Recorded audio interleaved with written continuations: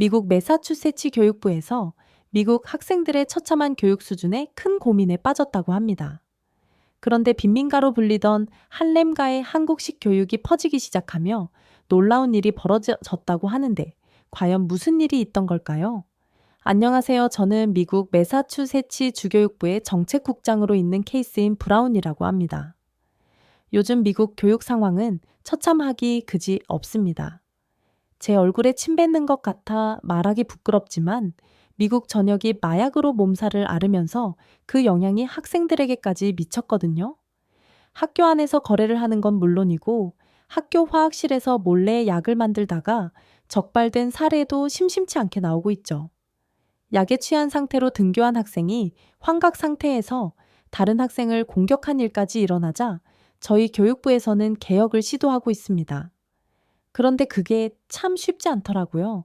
아이들을 둘러싼 사회가 문제 덩어리인데 학교 안에서 무언가를 한다고 한들 무슨 변화를 가지고 올 수 있겠습니까? 그래서 저는 정책을 논의하고 결정하는 위치에 있는 사람임에도 불구하고 미국의 학교 개혁은 불가능하다라고 은연중에 생각하고 있었습니다. 딱 한 가지 사례를 보기 전까지만 해도요. 저희 직원이 획기적인 방법을 찾았다며 들고 온 사례는 바로 뉴욕시 할렘가에서 있었던 일이었습니다. 할렘가는 아주 전통적인 빈민가입니다. 어딘가에서 청성이 울린다면 할렘가였고 범죄자의 거주지를 물으면 할렘가라는 답이 나왔죠. 뉴욕에서 사고 좀 친다 하는 사람들은 다 할렘가에서 살았다고 보시면 돼요.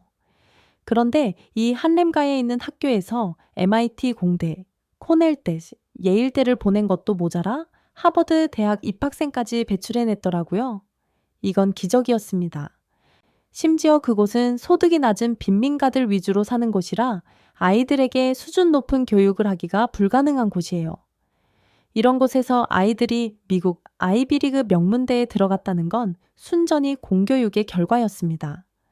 그런데 이것도 벌써 10년이 더 된 이야기였고 그 이후로 할렘가는 계속해서 변화를 거쳐 이젠 과거의 모습을 찾아볼 수 없게 되었어요.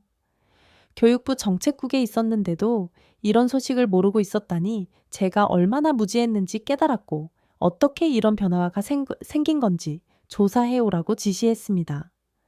조사 결과 할렘가에 있는 학교가 선택한 것은 바로 한국식 교육이었습니다. 처음엔 한국식 교육이라는 말이 도통 이해되지 않았어요. 할렘가에 한인타운이 있었나? 그것도 아니었고 한인의 비율이 높나? 그것도 아니었습니다. 그저 학교에 한인 선생님이 있다는 것 하나뿐이었어요. 처음에는 그 선생님이라는 분이 특별한 줄 알았습니다. 한국식 교육이라는 게 한국인 선생님이 주도로 만든 교육 방식이라 그렇게 불리는 줄 알았죠. 그런데 조금만 더 알아보니 이게 한국인 선생님이 시행한 교육이라서 이런 말이 만들어진 게 아니라는 걸 알겠더군요. 할렘가로 눈을 돌리지 않아도 됐습니다. 제가 사는 매사추세츠 주만 봐도 한국인들의 특별함을 찾을 수 있었거든요. 저는 우선 한국인 부모를 두고 있는 학생들의 대학 진학률과 학업 성취율에 대해 알아보았습니다. 매사추세츠주에서는 표준 학력 평가라는 것으로 학생들의 수준을 판단하는데 아시아계 학생들은 평균적으로 상위권 성적을 기록하고 있습니다. 이건 원래 잘하는 사실이에요. 그런데 그 상위권 성적 중에서도 최상위권을 쓸어가는 계층이 바로 한국인들이었습니다. 특히 수학과 과학 영역에서 다른 인종 그룹보다 우수한 성적을 보였고 말이죠. 무엇보다 렉싱턴이나 뉴턴이라는 지역에는 한인들이 특히 많이 사는데 한인들이 많이 거주하는 지역의 공립학교들은 주내 최상위권 학군으로 평가되고 있습니다. 한인들이 많이 사는 곳은 자연스럽게 공부하는 분위기가 되고 한국인들과 가까이에서 사는 것만으로도 좋은 성적을 얻을 수 있다는 게 그 지역 학부모들의 생각이었어요. 대체 무슨 차이가 있길래 심도 있게 알아보았습니다. 일단 학부모들의 열정 자체가 다르더라고요. 한국인 부모들은 배움의 가치를 알고 있었습니다. 그래서인지 한국 학생들의 4년제 대학 진학률은 약 85% 이상을 기록했죠. 반면에 대다수의 미국인 부모들은 아닙니다. 애들이 공부를 하든 말든 신경도 안 써요. 한국인 부모들이 아이들의 숙제를 확인하고 제대로 숙제를 하도록 지도하는 시간에 미국인 부모들은 아이들에게 현재를 즐기렴이라고 가르치고 있죠. 하지만 의무교육에는 이유가 있고 그 교육을 제대로 받는 것이 미국을 발전시키는 방법이라는 것을 저는 너무나 잘 알고 있습니다. 그러나 미국인 부모들은 그것을 몰라요. 두 계층의 차이는 이게 다가 아닙니다. 한국 학생들의 가방은 특히 커다랗고 무거워요. 대체 뭘 저렇게 많이 싸들고 다니나 했는데 교과서더라고요. 미국 학생들은 절대 교과서를 들고 다니지 않습니다. 몇몇 있겠죠. 아주 상위권의 성적을 가진 학생, 아주 소수 인원이라면요. 하지만 한국 학생들의 99%가 책가방에 교과서를 넣어서 다닙니다. 그걸 가지고 집에 가서 예습, 복습을 하는 거죠. 이렇게 공부하는 학생들을 어떻게 따라잡을 수 있겠어요? 사실 한국인 부모와 미국 부모의 교육열의 차이는 오래 전부터 조사되어 있었습니다. 이 조사 결과가 갑자기 급부상하게 된 건 미국 공립학교 수준이 무너지고 있는 탓도 있지만 전반적인 미국인의 수준이 낮아졌어요. 이런 영상 보신 적이 있는지 모르겠네요. 미국인들에게 아주 기본적인 상식을 묻는 영상인데 정말 처참합니다. 지금으로부터 100년 전은 몇 년도죠? 라는 질문에 대답을 못 하더라고요. 이 단순한 뺄셈조차 불가능한 수준인 겁니다. 매일 1달러씩 1년 동안 돈을 모으면 1년 뒤에 얼마가 생기나요? 에 대한 대답도 못했습니다. 1년이 365일이라는 것도 모르고 일을 365번 더 하는 것도 모르는 거예요. 열심히 고민한 끝에 내뱉은 대답이 1,500달러라는 말을 듣고 두통이 올 지경이었습니다. 미국이 이 정도인가? 언제 이렇게 변했지? 아주 눈앞이 캄캄했죠. 교육부 정책부장으로서 지금까지 뭘 하면서 살았나 하는 생각에 죄책감도 많이 들었고요. 그러던 중 한국인에게 똑같은 질문을 하는 영상을 보게 되었습니다. 질문은 다른 몇 개일까요?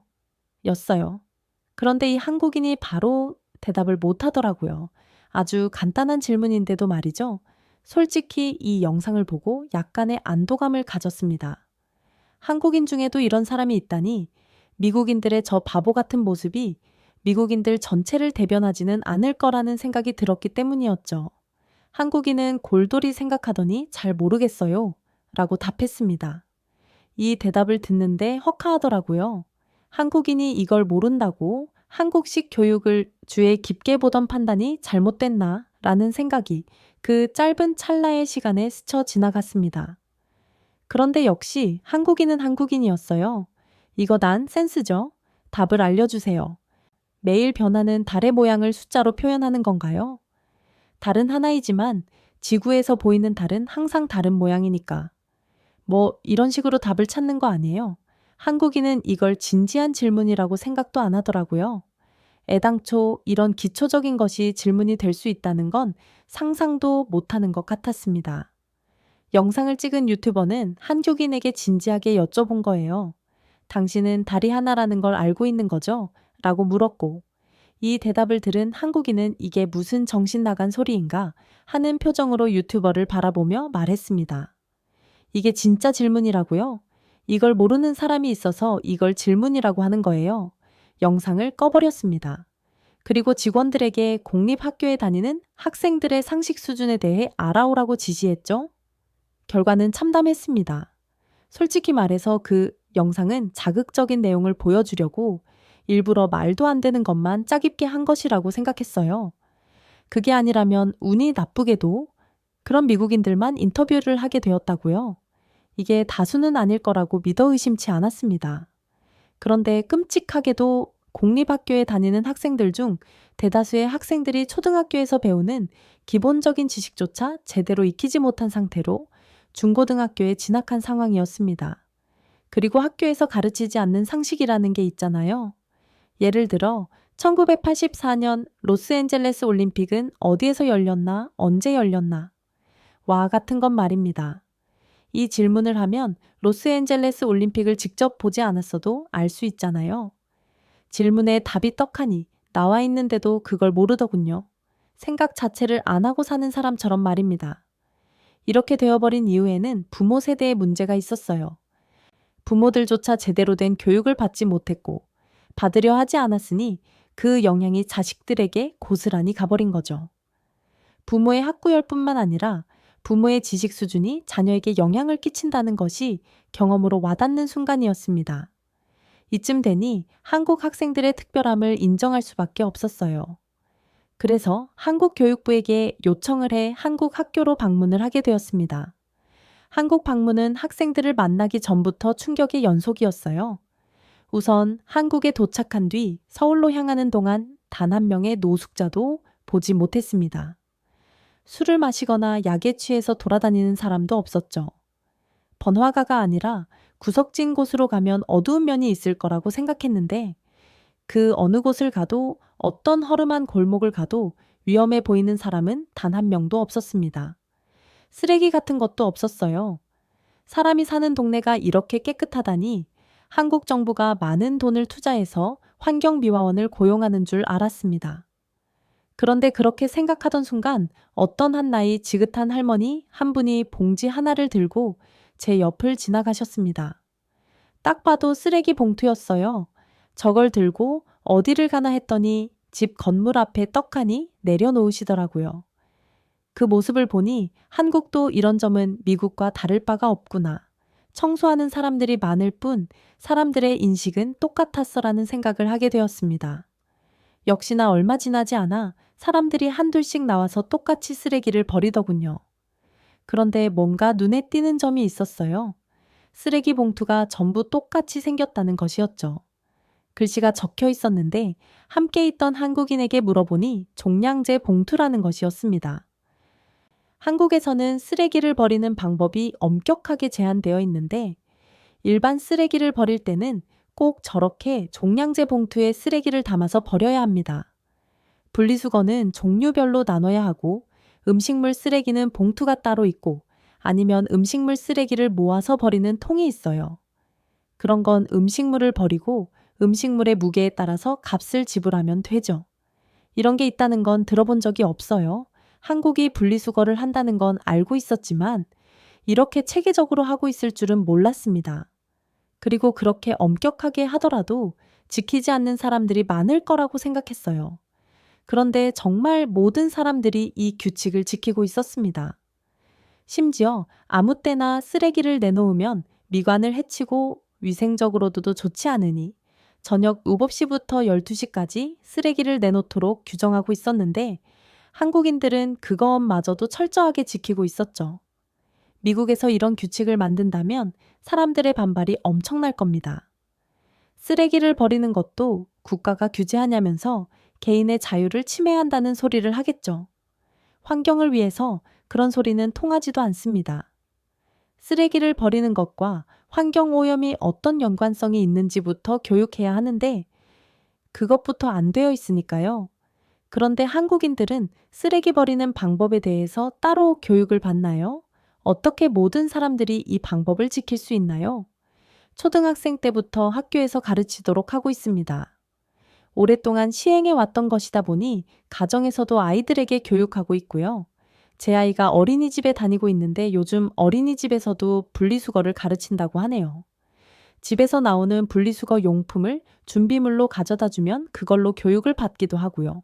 이건 정말이지. 충격 그 자체였습니다. 저는 한국이 수학, 과학만 잘하는 나라라고 생각했어요. 학생들을 책상에 앉혀놓고 공부만 시켜서 그게 민족성으로 남아있는 사람들인 줄 알았죠. 그런데 아니었습니다. 한국인들은 교육을 통해 수준 높은 시민의식을 일궈난 사람들이었어요. 저는 그때 오랫동안 잊고 살았던 사실 하나를 기억해냈습니다. 그래, 교육은 단순히 지식을 가르치는 게 아니라 인간을 인간답게 만드는 거지라는 것을요. 잊고 있었던 교육의 진정한 가치를 깨닫게 한 것이 한국인들의 분리수거라는 것이 좀 의아하기는 하지만 한국과의 첫 만남이 굉장히 인상 깊었다는 게 중요하죠. 저는 다음 날 바로 한국의 고등학교에 방문했습니다. 첫 번째로 놀란 건 학교의 시설이었어요. 학생들이 쓴다는 책상을 봤는데 모두 깨끗하니 반짝반짝 하더라고요. 미국에 좋은 책상이 없어서 그러나 아니었습니다. 미국 학생들이 쓰는 책상에는 낙서가 가득해요. 흠집을 내는 건 기본이고 아무리 제지를 해도 듣지를 않으니 어차피 망가질 거 새 책상을 사는 것도 쉬운 일이 아니죠. 하지만 한국 학생들의 책상은 깨끗했고 교실도 깔끔했습니다. 알고 보니 학교에 청소 시간이 따로 있더군요. 학생들이 직접 교실을 청소하다니 한국에서는 이게 너무나 당연하다는 사실에 놀랐습니다. 그 다음으로 놀란 건 수업에 임하는 학생들의 태도였어요. 일단 대부분의 학교가 교복을 입는다는 사실이 인상 깊었습니다. 미국에서도 교복을 입는 학교들이 있지만 대부분 학비가 비싼 사립학교죠. 저는 교복이 주는 의미를 크게 체감하지 못하고 있었는데 한국 학생들을 보니 저희 매사추세츠에도 교복을 도입해야 하나 하는 생각이 절로 들었습니다. 교복을 입으면 학생들도 학생으로서 마음가짐을 바로 하고 소속감도 느끼니까요. 가장 충격이었던 건 바로 조금 뜬금없을 수 있지만 급식이었습니다. 우선 미국에 급식이 있는 학교는 미국 전역을 통틀어 손에 꼽을 거예요. 미국은 아이들이 집에서 도시락을 싸오거나 아니면 학교 안에 있는 음식점에서 음식을 사 먹습니다. 음식점이라고 해서 한국에 있는 밥집이 아니에요. 햄버거 프랜차이즈 가게들이 들어와 있죠. 학생들은 그런 곳에서 피자 한 조각, 햄버거 하나, 이런 식으로 음식을 사서 점심을 때웁니다. 가끔은 과자 한 봉지를 털어 먹으며 그걸 점심이라고 통치는 학생들도 있다고 하더라고요. 그런데 한국은 달랐습니다. 그런데 한국에게 놀랄 일은 이게 끝일 거라고 생각했습니다. 그런데 전혀 아니었어요. 얼마 전 한국에서 대학 수학 능력 검정 시험이 있다는 소식을 들었습니다. 한국 학생들은 이 시험만을 바라보며 초중고를 나온다는데 그 대단한 한국 학생들이 눈에 불을 켜고 본다는 시험이 어떤 것인지 직접 보고 싶었어요. 사실 제가 이렇게 된 데는 이유가 있습니다. 현재 미국에는 SSAT라는 대학 입학 시험을 없애려는 움직임이 있어요. 이게 인종차별이라는 거죠. 아프리카 라틴의 학생들이 자신들도 아시아와 아메리카, 유럽계 학생들처럼 좋은 대학에 입학할 권리가 있다며 시험 성적으로 입학할 수 있는 학교를 나누는 시험을 폐지하라는 겁니다. 이게 뭔 소리인가 싶으시죠? 쉽게 풀어서 말하면 공부는 하기 싫고 대학은 가고 싶으니 대학 입학 기준을 자신들의 수준에 맞추라는 겁니다. 대체 미국이 어디까지 상식 이하로 떨어질지 두려워서 한국에 오게 된 것이에요. 대학 입학을 위해 다른 나라에 있는 학생들은 어떤 경쟁을 치르는지 보고 배우게 하려고요. 대학 입학을 하기 위해 이 정도 노력은 당연히 해야 한다는 걸 말이죠. 수능 당일 저는 일전에 방문했던 학교로 향했습니다. 내부에 들어가지는 못했지만 수험생들이 학교로 들어가는 모습은 볼 수 있었어요. 그런데 어느 학생이 대뜸 가방을 바닥에 내려놓더니 부모님 쪽으로 가더라고요. 뭘 하려는 건가 했는데 학생은 부모님에게 절을 했습니다. 저도 그게 무슨 의미인지 알아요. 아시아인들이 윗사람에게 보일 수 있는 가장 큰 존경의 의미라죠. 시험을 보러 가는데 대체 왜 절을 한 건가 싶어 한국인 관계자에게 이유를 물었습니다. 저 학생이 수능 시험을 보기까지 저 학생의 부모님도 엄청난 노력을 하셨을 거예요. 학교나 학원에 데려다 주고 데리고 오기도 하고 혹시 컨디션이 나빠질까봐 건강에도 신경을 썼겠죠. 먹는 것도 마찬가지고요. 이런 부모님의 노력은 아마 저 학생이 학교에 들어간 이후부터 지금까지 쭉 이어졌을 겁니다. 학생은 이런 부모님의 노력을 잘 알고 있는 거예요. 그동안 부모님의 노력으로 여기까지 왔으니 이제는 마음 도우시라는 의미로 큰 절을 올리는 거죠. 잘하고 올 테니 걱정 마시라는 의미도 있을 거고요. 저는 말하는 것조차 잊어버렸습니다. 대체 한국 학생들은 어떤 존재이길래 부모의 노력을 알고 존경을 표할 수 있는 거죠. 또 무엇보다 자녀를 위해 부모님이 그 정도의 노력을 한다는 게 너무나 놀라웠습니다. 미국의 대학 입학 시험을 없애라는 사람들에게 당신들이 한국인 부모들처럼 행동이나 해보고 그런 소리를 하라고 이야기하고 싶었어요. 한국 부모들처럼 노력해보면 대학 입학 시험 정도는 쉽게 치를 수 있을 테니까 말이죠. 부모가 저런 노력을 하니까 한국 학생들이 어딜 가든 인재 소리를 듣는구나 하는 생각이 드는 순간이었습니다. 그런데 그때 갑자기 경찰 오토바이 한 대가 정문 앞에 멈춰 섰어요. 이렇게 중요한 날에 경찰이라니 누군가를 잡으러 온 건가? 주변이 혼란스러워지면 학생들 시험에 지장이 있을 텐데 이런 생각을 하고 있는데 오토바이 뒷자리에서 한 사람이 내렸습니다. 학생이었어요. 그 학생은 뒤도 돌아보지 않고 정문으로 뛰어들어갔습니다. 시간을 보니 정문이 닫히기 직전이더라고요. 가끔 피치 못할 사정으로 응시 시험에 늦는 경우가 있어요. 차가 막힌다거나 사고가 났다거나 그럴 때는 경찰이 도움을 주기도 합니다. 경찰까지 동원되는 시험이라니 한국인들에게 이 시험이 어떤 의미인지 알게 되는 대목이었어요. 그런데 지금은 딱 출근 시간이잖아요.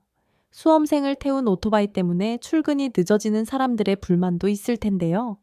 하지만 한국에서는 그런 불만을 찾아볼 수 없다고 합니다. 학생들 시험 보러 가는데 길 막히지 말라고 출근 시간을 늦추는 회사들도 있어요. 네, 그러면 회사에 손해가 있을 텐데요. 그만큼 학생들에게 이 시험이 얼마나 중요한지 알고 배려해 주는 거죠. 다들 이 시기를 지난 사람들이니까요. 학생들의 미래를 위해 손해를 감수하는 어른들이라니. 그런데 놀라운 건 이게 다가 아니었습니다. 학생들이 시험을 보는 동안 따로 마련된 곳에서 한국의 교육에 관해 이야기를 나누고 있었는데 관계자가 시간을 보더니 이제 영어 듣기 평가 시간이네요. 라고 말을 하는 겁니다. 저는 그걸 왜 말하지? 라고 생각했어요. 그런데 뭔가 이상하더라고요. 시험을 보는 사람도 아니고 수험생 자녀가 있는 것도 아닌데 영어 듣기 평가 시간을 따로 알고 시간을 체크하고 있는 게 이상하잖아요. 그 이유를 물어보니 돌아온 대답은 한국은 어디까지 저를 놀라게 할지 기가 막혔습니다. 영어 듣기 평가 시간에는 항공기가 입직륙을 하지 못합니다. 대뜸 항공기 얘기라니? 게다가 수능 때문에 항공기가 통제된다니? 소음 때문에 항공기를 통제하는 거예요. 이것 좀 보세요. 관계자가 보여준 건 항공기 실시간 현황이었는데 정말 대한민국 지도 위에 빼곡한 점으로 항공기가 표시되어 있었습니다. 이게 지금 하늘에서 대기 중인 항공기라는 거죠? 네, 맞습니다. 항공사들도 이 시간에는 비행기를 못 띄워요. 헛웃음이 나오더라고요. 이게 말이나 되는 소리인가요? 승객들은 불만이 없나요? 아무리 그래도 시험 하나 때문에 시간적인 손해를 보는 거잖아요. 그러자 관계자는 고개를 절레절레 흔들었습니다. 그리 긴 시간도 아닐 뿐더러 한국인들에게 이건 당연한 거라서 괜찮습니다. 버스와 택시는 경적도 울리지 못하도록 광고받아요. 이 시간은 대한민국 전체가 침묵하는 시간입니다. 한국인들의 단합력은 기가 막힐 정도로 엄청났습니다. 자식이 있던 없든 자신이 처한 상황이 아니더라도 학생들을 배려하는 거죠. 저는 미국이 한국이 교육을 뒤따라가려면 수십 년이 걸릴 거라 직감했습니다. 미국이 한국을 따라하려면 사람들의 인식부터 바뀌어야 하는데 미국에서는 애들이 학교 가기 싫다고 하면 안 보내는 부모들이 태반이에요. 학교 안 가도 먹고 살만하다 이거죠. 반면에 한국 부모들은 자녀들의 공부를 위해 최선의 노력을 다하고 있었습니다. 수능이 끝난 뒤 저는 미국으로 돌아왔고 제가 경험한 충격적인 이야기들을 바탕으로 앞으로 매사추세츠주의 교육을 어떻게 이끌어가야 할지 진지하게 고민 중에 있습니다. 한국을 당장 따라가지는 못하겠지만 흉내는 낼 수 있지 않을까요? 앞으로 저는 한국 학생들과 그 부모들의 행보에 집중하려 합니다. 대체 그들만이 가지고 있는 특별한 비밀에는 무엇이 있는지, 어떻게 해야 그 사람들처럼 될 수 있는지 알아보려고요. 지금까지 제 사연을 들어주셔서 감사합니다. 안녕히 계세요. 네, 오늘 이야기는 여기서 끝이 납니다. 한국의 교육 수준은 세계적으로도 굉장히 유명하죠. 실제로 세계적으로 손꼽힌다는 명문대학에 한국 유학생들이 많은 이유도 그 이유 중에 하나일 거라고 생각이 들어요. 교육을 중시하는 우리 대한민국의 기봉이 때문이 아닐까 싶고 참 자랑스럽고 뿌듯하다는 마음이 듭니다. 자, 그럼 오늘 사연 어떠셨나요? 이제 12월에 들어섰는데 한 해 마무리 잘하시는 12월 되시고 우리 구독자 여러분들 늘 건강하셨으면 좋겠습니다. 저는 더 재밌는 사연으로 돌아올게요. 지금까지 사연을 전해드린 여우 튜브 송은지였습니다. 늘 감사드리고 언제나 고맙고 사랑합니다.